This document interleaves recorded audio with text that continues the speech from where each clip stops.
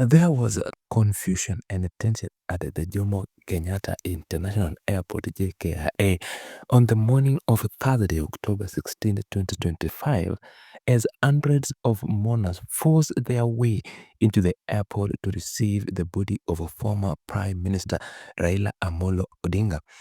The situation, which began as calm and emotional gathering, quickly turned chaotic when a large crowd overwhelmed security personnel stationed at the VIP and the main gates. The late Raila's body arrived aboard a Kenya Airways aircraft at around 9:30 a.m. from India, where he had died while undergoing treatment. The government had earlier announced that his remains would be received with full state honor before being transported to Lille Funeral Home. A large security team made up of police officers, military personnel, and members of the National Youth Service (NYS) had been deployed to ensure order at the airport ahead of the arrival. However, as soon as the plane touched down, mourners who had gathered outside the VIP section broke through the barriers and pushed their way towards the runway.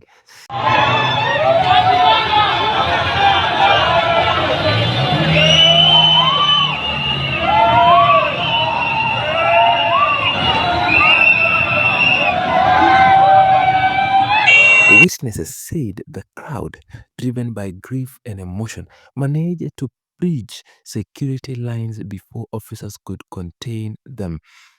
The sudden surge forced military personnel and police to form a tight human shield around the aircraft to prevent mourners from reaching it. President William Ruto led a group of senior government officials and political leaders in receiving Raila's body.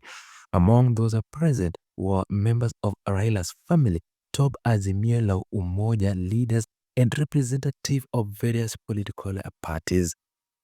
The atmosphere was heavy as soldiers and ball bearers stood in position, waiting to carry the casket draped in the Kenyan flag.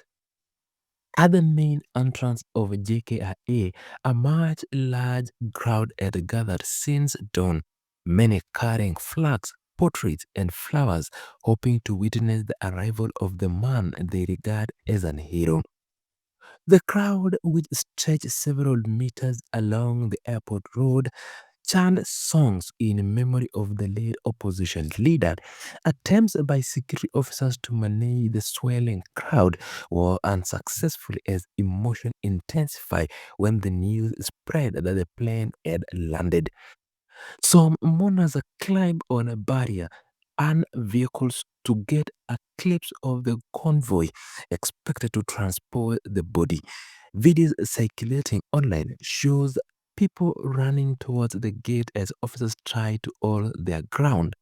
Others were seen pleading with the authorities to let them in so they could pay their last respects.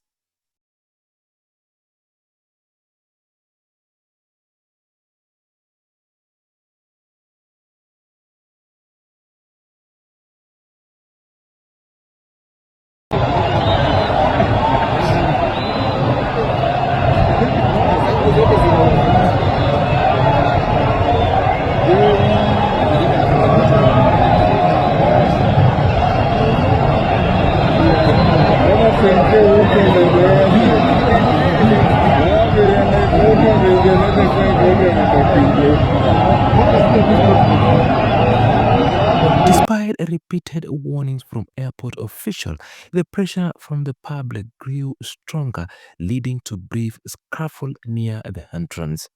Inside the airport, a protocol team from the Kenya Defense Force and the State Department of Interior worked quickly to coordinate the movement of dignitaries and ensure the reception ceremony went as planned. The military honor guard stood at attention as Raila's casket was lowered from the plane. The body was later moved into a waiting hearse and heavy escort with the national flag flying half-mast in the background. For many, the moment marked the reality of Raila Odinga passing, which had sent a shockwave across the country 2 days earlier. His death in India after suffering a cardiac arrest united Kenyans in grief, with vigils and memorials taking place in various parts of the country. The arrival of his body in Nairobi drew crowd not only to JKIA but also along the planned route to the funeral home, where many had gathered to witness the convoy. Security sources say the bridge at JKIA was largely caused by the overwhelming number of mourners who've shown up early in the morning, far exceeding the expected turnout. Officers had been instructed to maintain calm and avoid confrontation with the crowd, but the situation escalated quickly when group began to push through the barriers. The incident caused temporary disruption at the airport, with operation briefly delayed as authorities try to restore order. At the same time, several leaders who had accompanied the family from India were seen comforting relatives as the casket was handed over to the military guard. The coordination between airport security, the airport authority, and the police helped contain the situation before it could spiral further. No serious injuries were reported, although several people were seen receiving first aid. As the convoy carrying Raila's remains left the airport, hundreds lined up along Mombasa Road, waving flags and singing in honor. Traffic was a privileged stop to allow the procession to pass along the route. Thousands of Kenyans stood silent as the motorcade made its way to Lee Funeral Home.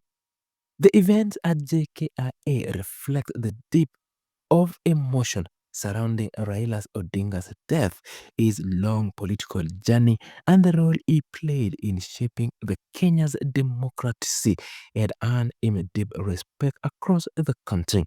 The sight of mourners breaking through the security barrier to be part of his final homecoming painted a picture of a nation united in a grief, overwhelmed by the loss of one of its most prominent leaders.